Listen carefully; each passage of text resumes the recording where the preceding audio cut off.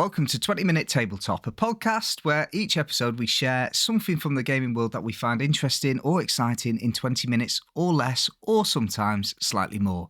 It's an aim. The 20 minutes is definitely an aim rather than something that we can promise to deliver on, such as life, really. You know, there's certain aims in life that you have, and you've got to set yourself goals and targets. Isn't this true, Kev? This is the kind of snappy intro that we're wanting to do as podcast in 20 minutes.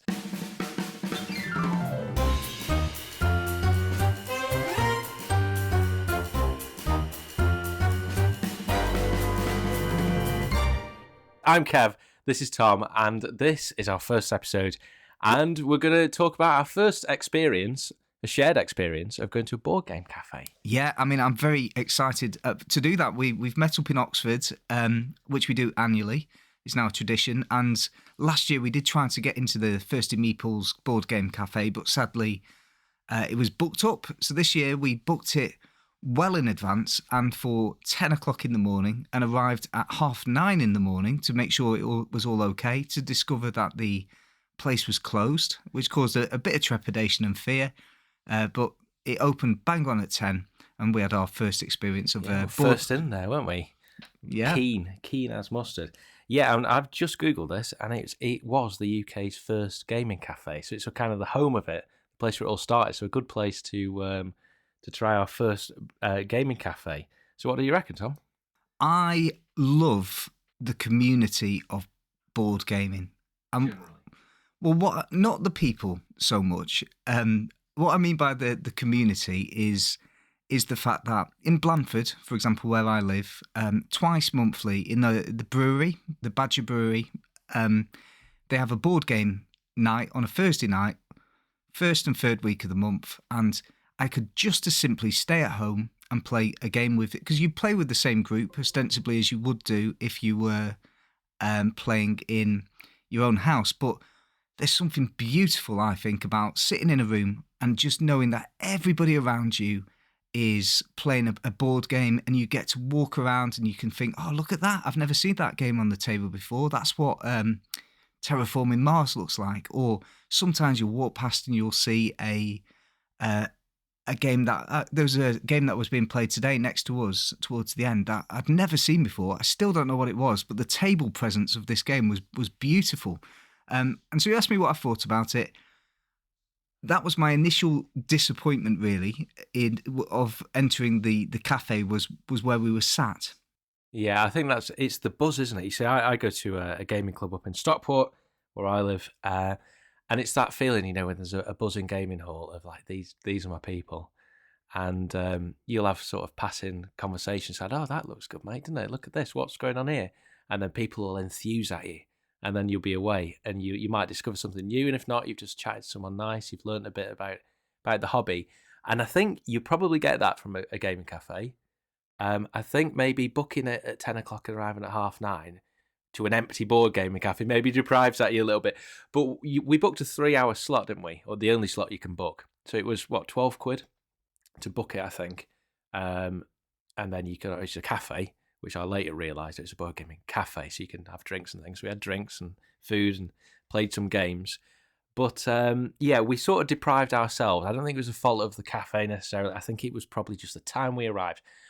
And in Oxford, it's kind of split into two bits. There's like a window view where they put all the beautiful people, I can only guess, or maybe the people who arrived first. That's a possibility too. So we were like the only people in that bit. And then the back bit, the gaming hall, as it were, that was quite buzzing by the time we left. It was, yeah. And actually the aesthetics of the whole place was lovely. They've got fantastic art on all the walls that's representing sort of games that we know and love. Yeah, it's all the board game geek stuff, and it's really tastefully done, isn't it? Yeah, really, as in, you know, to the extent where my wife has walked into that cafe with me and said, you can have those on the wall at home if you want, you know. It's really, really nicely done. We were saying really that it's probably the best opportunity you've got in a board gaming cafe like that is to get a game to the table, because I think they had something like, was it 2,000 or 2? Yeah, over 2,000 games. Yeah, and obviously the hobby can include some very expensive games that might cost £80 to £100. And if I was doing it again, what I would suggest is choosing a game that you've always wanted to try and bringing that one to the table. So you don't have to make the investment of £80, but you get to experience a game that maybe you're thinking about trying. Yeah, I'd add a couple of things to that, because we were going to give Spirit Island a go, weren't we? Something we've both fancied. And as it happened, they're like, oh, our copy's not here. So presumably someone had taken it home, or maybe it was missing a piece and they would get source some extra bits for it.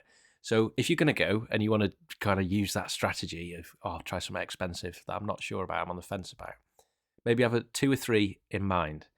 But also having, experienced it now for the first time, I think if you're going to do that, you need to familiarise yourself with the rules a little bit before you go, because you could quite easily, especially on an 80 quid or 100 quid game, is going to be complicated. It's going to have loads of moving bits. So I think it's worth doing your due diligence, and maybe even if you just watch a rules in 5 minutes video or something, get a feel for it, because you could merrily waste that golden gaming time just with your head in the rule book, not speaking to your mate, with your fingers in your ears, ignoring the place you're in. Very much the case when you've got a 3-hour time limit as well. There's another pressure that I hadn't really thought of before, which is that whatever you choose to play has to have a perfect ending time. Ideally, sort of. We fluked it, didn't we? Big time. Yeah, we did. We did fluke it. So we played 2 games. First one was Cascadia, which I'd only heard of. I knew it was popular. You'd heard some buzz about it, hadn't you? Yeah, it's a game I've wanted to try, and it's one of my regular gaming group in Blandford had it. So I was a bit 50-50 about whether that was the game I should try, because I knew in the next couple of weeks it would be a game that was hitting the table anyway. The reason I chose it for today was I figured I knew enough about it to know that we'd get through the rules relatively quickly and be able to play that game and enjoy it, and it wouldn't be too complex. It's a game that I knew was quite family friendly, a game that was quite relaxing. It was relaxing. And aesthetically it looked good. No, it didn't. Especially well, the particular copy that we had was battered, wasn't it? Yeah, that was another thing about it was the rule book was, and this, it's no criticism. It clearly had been looked after because they'd laminated aspects of the rule book to prevent. Yeah, and it's no small feat, is it, that must have had, you're talking hundreds of plays, 200, 300 plays to get it in the worn state that it was. None of the bits were missing. I mean, that is impressive. And they've got 2,000 games. They take great care, don't they? The staff, I don't know whether you noticed on our way out, they'd taken the games and they checked through it, counted all the bits, and only then were they putting them back on the shelf. Oh, that's good. That's Which is really encouraging, isn't it? I don't know whether I guess that's the same in old board game cafes, because it's their big asset, isn't it? There must be thousands and thousands of pounds, tens of thousands even. Yeah, games. And the staff there were good in terms of, I always had this picture of a board game cafe of somebody coming up and saying, a bit like sommelier kind of a sommelier, or a waiter asking what the specials are for that day and sort of talking you through the game. We had a little bit of that. Somebody said, look, they saw us at the 2-player game. We needed a small filler game to last for the last hour, so we picked up I think it's 2012 or 2014 small box game called Fungi. Or Fungi. Yeah. There's an obvious pun there, but I'm not going to make it. And it's a game based on mushrooms. And the person there saw us, because that's the other thing, you're staring at essentially a giant shelf that's containing over 250 games. And it's a little overwhelming. We could play any one of these 250 games. And I have the same issue in Tesco when I go for the weekly shop, that I'll sometimes come home with one shopping bag that includes 15 items, and my wife will say, what have you been doing? And I will say, well, I've been looking at all of the different types of chili sauce in the shop for 30 minutes and reading the requisite. It's the old options paralysis thing, yeah, isn't it? It's not, as a board game, I should probably be better at that. So the nice woman there, she came up and said, look, I play this game weekly with my partner. It's nice and light. It's themed around mushrooms, and it was nice to have. Yeah, it was a good slot for that, because we'd probably been playing Cascadia. By the time we'd absorbed the rules, worked out what was going on, chilled out, had a chat and everything, we were probably getting on for an hour and 45, or maybe 2 hours into our experience there, and then we had that last little slot. So I think if you're going to go as well, there's something about. Pick a big game, pick a little game. in your 3-hour slot. I know that there's one in Sheffield, near where I live, and they have that waiter sommelier type thing. So I think they have like a starter, a main, and a pudding type vibe. So you have a board game menu, and for a starter, you might have Sushi Go, a real quick, snappy thing. You've got a main course, a Spirit Island. Then for pudding, something, daft, your little Rhino Hero, something quite physical, just because your brain's probably melted by that point. I think that's a good idea. Yeah, and just my thoughts on Cascadia, because we did play that for the first time today. We both talked about Cascadia after, and whether it would potentially make our collections. I really liked Cascadia. I thought it was a great little game. It was beautiful, and it involved that lovely board game mechanic that you get, which is dipping your hand into a bag and pulling out sort of quite tactile little pieces of wood. That's always a favourite. Yeah, a bit similar to how you do in Azul, or similar how you do to an Arkham Horror living card game, or even Quacks of Quedlinburg. That kind of dip your hand. I played that one. Oh, that's very push your luck game. It's really good. But yeah, you dip your hand in, you pull out little animals. You can get little foxes or little bears, and what you're trying to do, without going too far into the rules here, is each one of those animals corresponds to a card.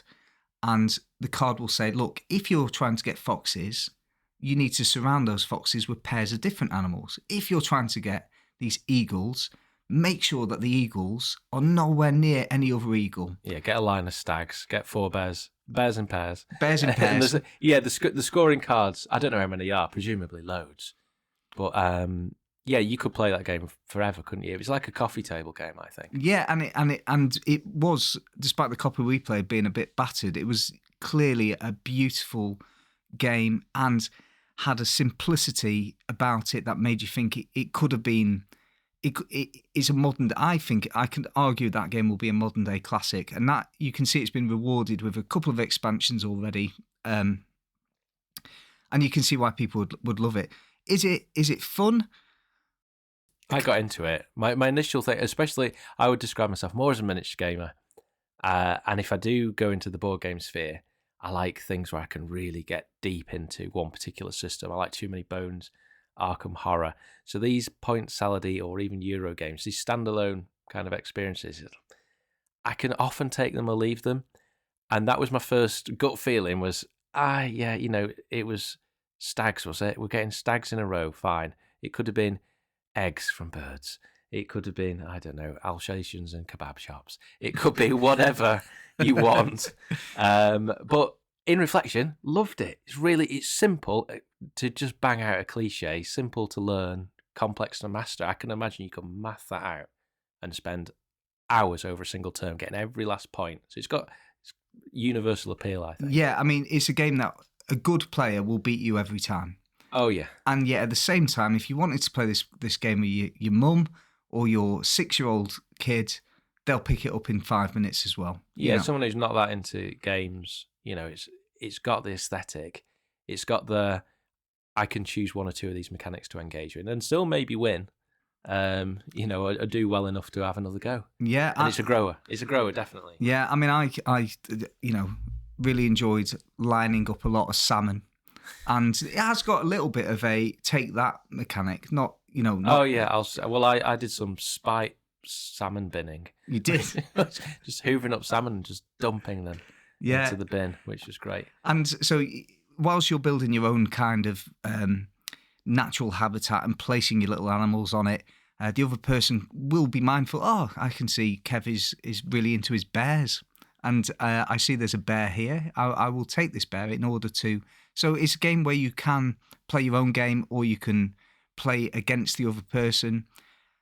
And it's really good. I can actually see why a lot of people are, big fans of this game. Yeah, but this goes back to the what you're going to get out of a gaming cafe is if you're on the fence about that, well, you just save yourself 40, 50 quid or whatever the game costs. You can go there, particularly if you live near one of these things. It's kind of a special trip for us, wasn't it? But you could put some serious mileage in there. And is it Fury of Dracula? Is it FFG Games Workshop crossover? That I may be wrong.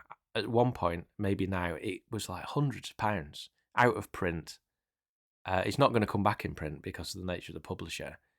So you can either pay your money on eBay, or you can, just play it at the board game cafe. But you'll be bored of it after 5 plays or whatever. If it's a regular thing, it's going to be awesome. Yeah, just a short note on Fungi, the 2-player game that we played. Yeah. Fungi was, it's a budget game, and it's... Was that how you categorise it, a budget game? Well, yeah, it's about £12, £10 to £12, right, and yeah, like I said to you at the time, that's the equivalent of 2 pints today, because Kev doesn't drink, so he was shocked and horrified at the idea that a pint... I still thought a pint was about £3, which when I was last drinking. Apparently not. No, it's between £4 and £6 in the south of England. So yeah, you're looking at about £10 or £12. Again, it was a game that had really, really nice art. It was a set collection game. You're trying to collect a lot of mushrooms, and then you can either sell your mushrooms, you can cook your mushrooms, and it was fine. It was fine. Best categorised as fine. Yeah, I enjoyed it, and it's another one which was simple enough to learn, although the rules felt a bit overly complicated. For a simple game, you just think it may be a bit badly written. But the game was fine, but you could tell that, again, a good player would beat you every time. So that was good. It wasn't that chancy, I don't think. You had plenty of opportunity to manipulate the state of play.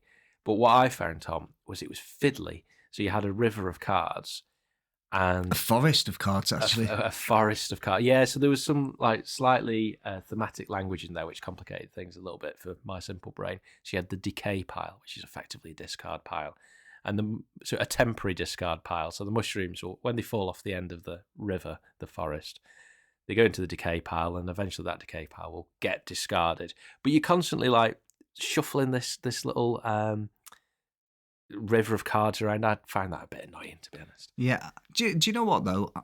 Having said the game is fine, I actually think it is genuinely a really solid, really nicely produced, decent game.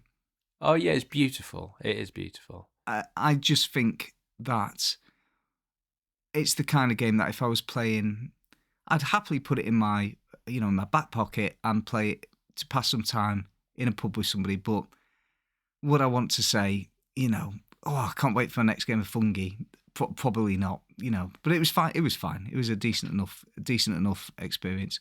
No, it was, and obviously being in a board game cafe where people play board games, would you believe? The table size was we had a table for 2, but it was plenty big enough. Although I was wishing that you had a few little accessories like pots to put it felt like they could have put some pots into, put meeples or whatever in. Although maybe if you asked for that kind of stuff, I don't know. But as a kind of an environment to play games in, it was perfect, wasn't it? They had really nice chilled out music. Oh yeah, clean food and coffee on the go. Yeah, I'd heartily recommend it. Like I said, the caveat I would have really is almost make a decision with your group. What are you going for? Is it to try out a game? Are you all going to commit to learn the rules before you go? That would probably be the best way. But yeah, it was absolutely lovely. And, we're talking about 20 minutes on something that makes us happy about gaming. And I must say that the fact that these cafes are now popping up in different towns and cities across the country is a great joy to me. I've really, really liked my time today. Yeah, I think they've all got great names as well. I was just looking up. Apparently the next one that opened after Thirsty Meeples is Snakes and Lattes, which is good. So they're a lovely place, really relaxing vibe. And but yeah, I think the one caveat that you've covered, if you're going to go and try a big box game, definitely do your bit of reading before, just so you can get the most out of your time there. But fantastic. Great day, Tom. Perfect. And thank you for listening. We will be back shortly to talk about another tabletop joy that we have in around 20 minutes. We've done really well this time. It's around 20 minutes. So once again, thanks for listening. I've been Tom. I've been Kev. See you next time. See you next time.